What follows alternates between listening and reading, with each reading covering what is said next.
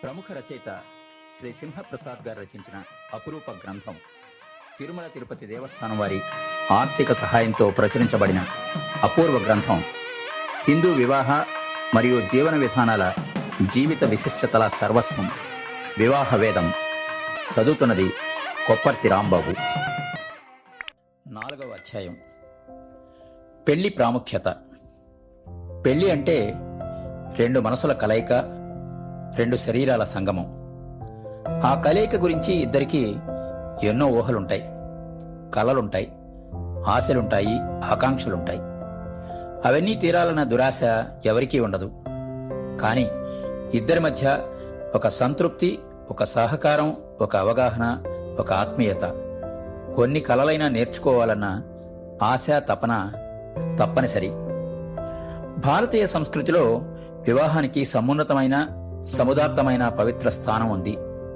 ప్రాచీనులైన మన ఋషి పుంగవులు మానవ జీవితంలో వివాహాన్ని మహత్తరమైన సంస్కారంగా రూపొందించారు. ప్రాచీన ఆర్ష సంప్రదాయంలో వివాహం అనేది భౌతికమైన క్రియాకలాపం కాదు, వేదవిహితమైన శిష్టాచారం. వివాహ పరమార్థం.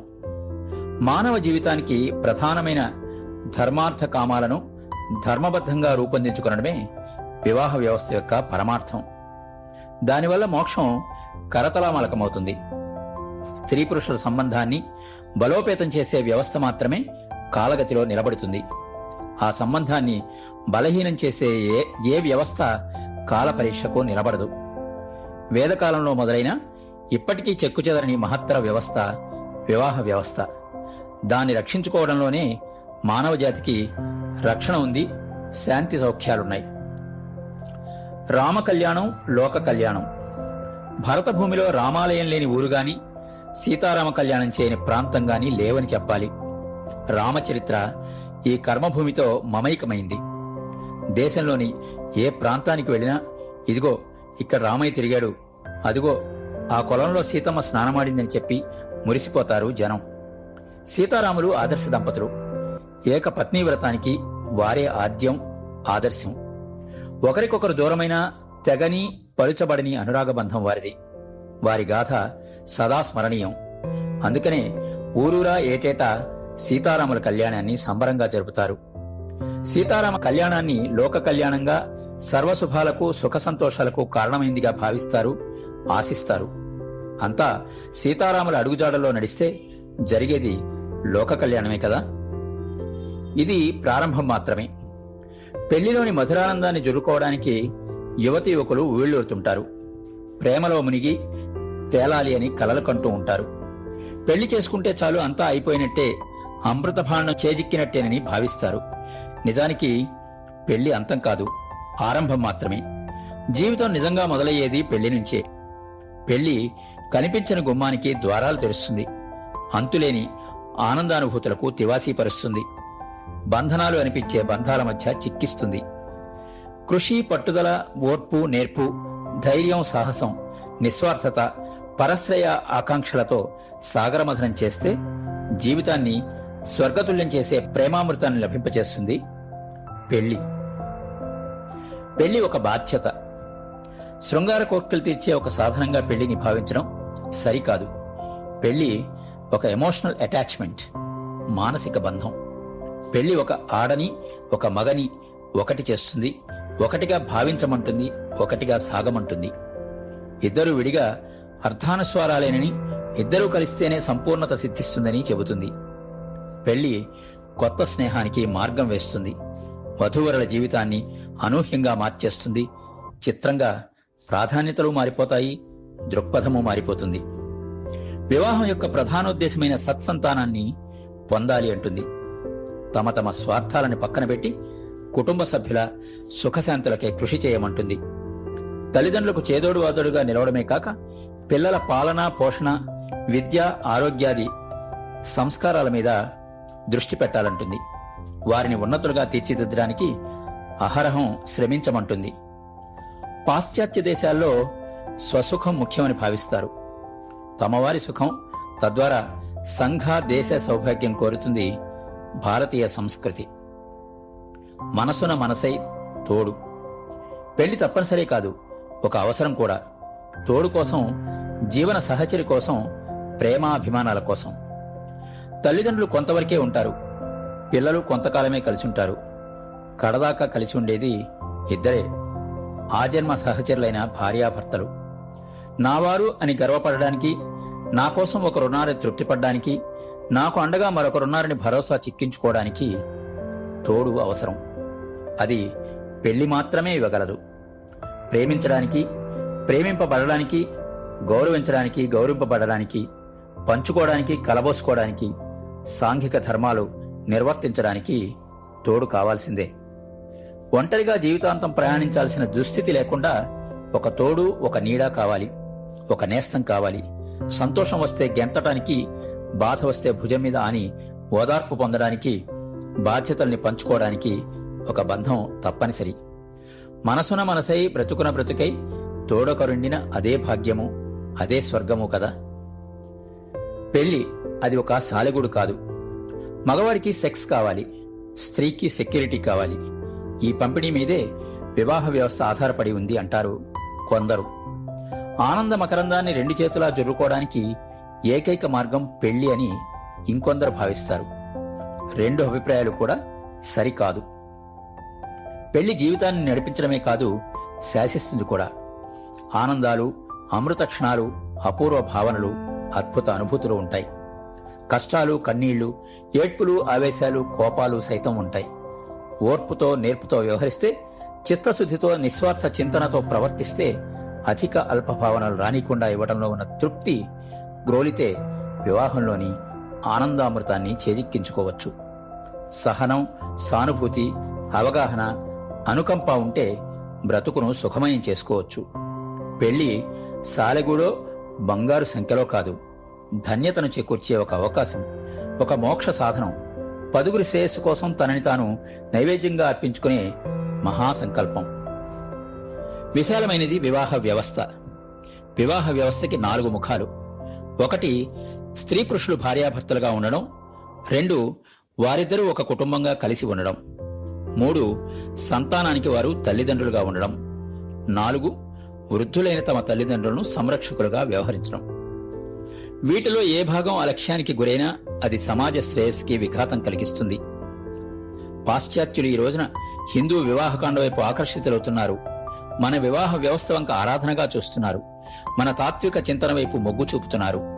మన సంస్కృతిని ప్రశంసలతో ముంచెత్తుతున్నారు. ఈ ఘనతంతా వివాహ వ్యవస్థని పకడ్బందీగా రూపొందించిన మన మహర్షులకి, దార్శనికులకి చెందుతుంది. పెళ్లిని సృష్టించిన మహానుభావుడు నిజంగా దేవుడే. స్వేచ్ఛా స్వాతంత్రాలు. పెళ్లితో యువతీ యువకులు తమ స్వేచ్ఛని, స్వాతంత్రాల్ని పోగొట్టుకుంటారని కొందరు ఆరోపిస్తూ ఉంటారు. అది పాక్షిక సత్యం మాత్రమే. పెళ్లికి పూర్వం నా ఇష్టం, నా ఆనందం, నా డబ్బు అనుకుంటారు. పెళ్ళయ్యాక నా అనే మాట చుట్టూ మా చేరుతుంది. ఇద్దరి గురించి కలిసికట్టుగా ఆలోచించాల్సి వస్తుంది. ప్రాధాన్యతలు మారతాయి. బాధ్యతల నిర్వహణకు గాను తమని తాము నియంత్రించుకోవలసి వస్తుంది. కొండొకచో ఇష్టాయిష్టాల్ని పక్కన పెట్టాల్సి రావచ్చు. అయినంత మాత్రాన వారు స్వేచ్ఛ కోల్పోయినట్టు కాదు. నిజానికి వివాహం తర్వాతే భార్యాభర్తలకు స్వేచ్ఛా స్వాతంత్రాలు పెరుగుతాయి. కానీ అవి బాధ్యతతో కూడిన స్వేచ్ఛా స్వాతంత్రాలు. స్వీయ సమర్పణ. పెళ్లింటే ఒకరి మీద ఒకరికి ఆకాశమంత నమ్మకం, భూదేవి అంత ప్రేమ. ఈ ప్రేమ, నమ్మకాలే వైవాహిక జీవితానికి పునాది. అది దృఢంగా ఉంటే ఆకాశ హర్మ్యాన్ని సైతం నిర్మించుకోవచ్చు. అందునిమిత్తం ఒకరికొకరు సమర్పించుకోవాలి, ఆత్మ నివేదన చేసుకోవాలి. త్రివిధంగా, అంటే భౌతికంగా, మానసికంగా, ఆధ్యాత్మికంగా ఈ సమర్పణ జరగాలి. భార్య భర్తకి, భర్త భార్యకి సమర్పించుకోవాలి. అహాన్ని అదుపులో పెట్టుకోవాలి. కష్టాలకి తట్టుకోవాలి. కలహాలకి తావివ్వకూడదు. అనుమానాలని మొలకెత్తనివ్వరాదు. అపోహలకి వీలు కల్పించకూడదు. అవిశ్వాసం చోటు చేసుకోకూడదు. అనుక్షణం సహనం, సద్భావన, క్షమ, అవగాహనలతో శుద్ధి చేసుకుంటూ ఉండాలి. పంచుకున్న సంతోషం రెట్టింపైతే పంచుకున్న దుఃఖం సగం అవుతుందని గుర్తుంచుకోవాలి. ఎవరు ఎక్కువ కాలం అరాచకంగా తిరగలేరు. ఎన్ని చోట్ల తిరిగినా చివరి గమ్యం ఇల్లే. చివరికి చేరేది జీవిత భాగస్వామి చెంతకే. మనిషి తన మనిషితనాన్ని కోల్పోయకుండా ఉంచేదే పెళ్లి. ఈ బంధం శాశ్వతం. పెళ్లికి ముందు కాబోయే భార్య రంభలా ఉండాలని పురుషుడు కోరుకోవచ్చు. మన్మథుడే భర్తగా లభించాలని స్త్రీ కూడా కోరుకోవచ్చు. ఒకరి అందం, వయస్సు మరొకరిని మాయ చేయవచ్చు, మోహంలో పడేయవచ్చు, ఆకర్షణలో గిరికీలు కొట్టించవచ్చు. పెళ్ళయ్యాక ఆమె ఎలా ఉన్నా అతడికి రంభే. ఆమె కళ్ళకతడు నవమన్మథుడే. అందం తరిగిపోతుంది, యవ్వనం కరిగిపోతుంది, మోహపు పొరలు చిరిగిపోతాయి. అయినా వారి బంధం సడలదు, ప్రేమ తరగదు. వయస్సు పెరిగే కొద్దీ వారి మానసిక బంధం మరింత గట్టిపడుతూ ఉంటుంది. ఒకరి తోడితే మరొకరి లోకమని, ఒకరు లేకపోతే మరొకరు లేనట్లే అనిపిస్తుంది. ఒకరి కోసం ఒకరు బ్రతికే అపూర్వ బంధమే వివాహబంధం. ఆకర్షణతో దగ్గరై, మోహావేశంతో ఉక్కిరిబిక్కిరై, ఆత్మీయతలతో ముడిపడి రాగబంధాల్లో తరించి అలౌకిక ఆనందం వైపు జంట బాటసారులు చేసే అనంత పయనమే పెళ్లి. పెళ్లి సారాంశం. వివాహ కార్యక్రమం సమాజ శ్రేయస్సుకు తప్పనిసరి. పెళ్లి అనే విషయానికి ఒక అంతర్గత సారాంశము, ఒక బాహ్య రూపము ఉన్నాయి. స్త్రీ పురుషుల మధ్య అసమాన సంబంధాన్ని చట్టబద్ధంగా ఏర్పరచడమే దాని అంతర్గత సారాంశం. ఆ కర్మకాండ ఒక సంప్రదాయ తతంగంగా, ఒక పద్ధతిలో జరపడమే దాని బాహ్య రూపం. ఇది ప్రపంచంలో ఒక్కో జాతిలో ఒక్కో రకంగా ఉంది. ఎక్కడ ఏ రకంగా ఉన్నా వాటి సారాంశం మాత్రం ఒకటే. ఆడామగలను జత చేయడం, వారి భౌతిక అవసరాలు తీర్చడమే పెళ్లి పరమార్థం కాదు. సృష్టి క్రమాన్ని కొనసాగించే పవిత్ర కార్యం పెళ్లి. హిందూ సంస్కృతి వివాహకాండకి ఒక లక్ష్యాన్ని నిర్దేశించింది, ఒక ప్రత్యేకతని చేకూర్చింది, ఒక దార్శనికతని ప్రదర్శించింది, ఒక సంస్కారంగా రూపొందించింది. జీవన సూత్రాన్ని, జీవిత పరమార్థాన్ని ఒకే వేదిక మీద ఆవిష్కరించింది. పెళ్లి తంతు అవసరమే. పెళ్లి ప్రాథమికంగా సాంఘిక చట్టసమ్మత ఒప్పందం. అందుకు మతపరమైన కాండ లేక తంతు అవసరం. అలాగని కేవలం ఒక తంతుని పెళ్లి అనలేం. పెళ్లి కేవలం ఒక స్త్రీ, ఒక పురుషుడి అంగీకారమే కాదు, వారి తల్లిదండ్రుల ఆమోదం కూడా కావాలి. ఇరు కుటుంబాల సహాయ సహకారాలు కావాలి, సమాజ ఆమోద ముద్ర ఉండాలి. మన దేశంలో పెళ్లి వ్యక్తిగతం కాదు, సామాజిక గతం, సాంఘిక బంధం. పెళ్లి రహస్యకాండ కాదు, బహిరంగ వేడుక. అందునిమిత్తం పెళ్లి కార్యక్రమం తప్పనిసరి. దాని ద్వారానే ఆమె ఫలానా వారి భార్య, అతడు ఫలానా వారి భర్త అని 10 మందికి తెలుస్తుంది. వారి బంధానికి గుర్తింపు లభిస్తుంది, వారి సంతానానికి వారసత్వ హక్కు సంక్రమింపచేస్తుంది. ఇద్దరూ కూడా ఒకరినొకరు విశ్వాసపాత్రంగా ఉండి కౌటుంబిక జీవనం సాగించడానికి సమాజం అండగా ఉంటుంది. బాధ్యతల్ని సక్రమంగా నిర్వర్తిస్తున్నారా అని పోలీసింగ్ చేస్తుంది.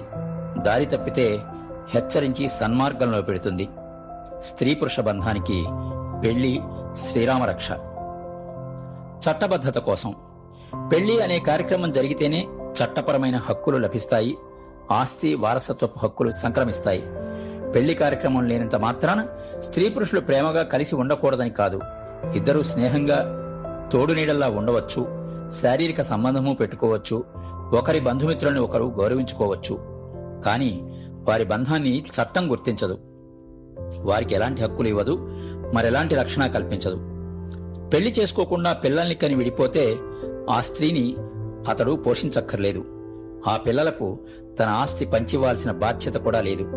పెళ్లి ద్వారా పుడితేనే పిల్లలకు ఆస్తి హక్కు లభిస్తుంది. పెళ్లి లేకుండా కలిసి ఉంటే ఆమె భార్య కాదు, ఉంపుడుగత్తె అవుతుంది. అతడు భర్త కాదు, ఉంపుడుగాడవుతాడు. హిందూ వివాహ చట్టం ఒక పురుషుడికి 2 భార్యల్ని గుర్తించదు, ఒక్క భార్యనే గుర్తిస్తుంది, గౌరవిస్తుంది, ఆదరిస్తుంది. పెళ్లి కార్యక్రమంలో సప్తపది, అగ్ని ప్రదక్షిణ వగైరా ఉంటేనే పెళ్లి అయినట్లు అని హిందూ వివాహ చట్టం నిర్దేశిస్తోంది. పరిశోధనా ఫలితాలు. వివిధ పరిశోధనలో వెల్లడైన సత్యాలేమిటో చూడండి. వివాహం వల్ల స్త్రీ పురుషులిద్దరూ సమానంగా లాభం పొందుతున్నారు. వారిలో మానసిక ధైర్యం, భరోసా పెరిగి, ఒత్తిడి తగ్గి, మేధోపరమైన సమస్యలకు దూరంగా ఉంటున్నారు. సంతానవతులైన వివాహిత మహిళల్లో మానసిక సమస్యలు చాలా అరుదు. వివాహితుల కంటే అవివాహితుల్లోనే ఎక్కువ మంది మానసిక సమస్యలు ఎదుర్కొంటున్నారు. వివాహ విశిష్టత. పెళ్లి ఒక సాంఘిక సంబంధం. అది స్త్రీ పురుషుల మధ్య ఎక్కువ తక్కువలతోటి పోషణ, రక్షణ, శ్రమ విభజన, ఆస్తి వారసత్వం వగైరా కీలకమైన సమస్యలతోటి ఏర్పడే సంబంధం. ఎవరితో పెళ్లి జరిగినా ఒకచోట కలిసి జీవించడం వల్ల ఏర్పడే మానసిక బంధం సాంప్రదాయక స్వభావంలోనే ఉన్నది. ఇద్దరూ చెరో చోట ఉండి ఎవరి ఇష్టానుసారం వారు, ఎవరి వృత్తి నిమిత్తం వారు, ఎవరి లక్ష్యం నిమిత్తం వారు జీవిస్తూ ఉంటే వారికి పెళ్లి అయినా కూడా కానట్టే. పెళ్లంటే మానసిక, శారీరక, ఆర్థిక అవసరాలను తృప్తిపరిచే మహోన్నత సాధనం. మృత్యు తప్ప మరేది తమ బంధాన్ని విడదీయలేదని, తమది జన్మజన్మల బంధమని విశ్వసించడం హిందూ వివాహ వ్యవస్థ ఔన్నత్యానికి పరాకాష్ట. వివాహ దినోత్సవం ఫిబ్రవరి 22ని ప్రపంచ వివాహ దినోత్సవంగా ప్రపంచవ్యాప్తంగా జరుపుకోవడం జరుగుతోంది. వివాహ విశిష్టతను, ఔన్నత్యాన్ని ఎలుగెత్తి చాటడం, నూతన తలాలు గుర్తించేటట్లు చేయడానికే. కరుగుతూ వెలుగుతున్న 2 కొవ్వొత్తుల బొమ్మలను వివాహ దినోత్సవానికి సంకేతంగా ఎన్నుకోవడం గమనార్హం. భారతీయ వివాహ వ్యవస్థ సమాజం సరియైన దారిలో సాగిపోవడమే వివాహ వ్యవస్థ లక్ష్యం.